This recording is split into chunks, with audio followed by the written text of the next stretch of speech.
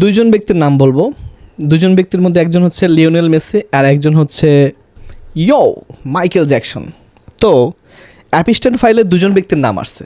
তা আপনারা বাংলাদেশে তো বহুত বোকাচোদা আছে যারা কি না হচ্ছে যে ফুটবল নিয়ে খুব মাতামাতি করে, কিন্তু ফুটবলের টাকাগুলো যে বেশিরভাগ যে এই খ্রিস্টান মানে আমেরিকার দিকে যায় এবং ওখানে বেশিরভাগ ফুটবল টিমের থেকে ডোনেশন যায় ইসরায়েলে, এবং ইসরায়েলের সেই ডোনেশনের টাকা দিয়ে তারা অস্ত্র কিনে এবং মুসলমান ভাইদেরকে হত্যা করে। আমরা এগুলোকে পাত্তা দিই না। মুসলমান মরলে তাতে কী যায় আসে আমাদের? আমরা কি মুসলিম? ও, আপনি নিজের মুসলিম মনে করতেছেন? আচ্ছা, যদি মুসলিম মনে করেন তাহলে একটা প্রশ্ন করি, আপনি কি মেসি ভক্ত? আপনি কি নেইমার ভক্ত? ভক্ত কি না?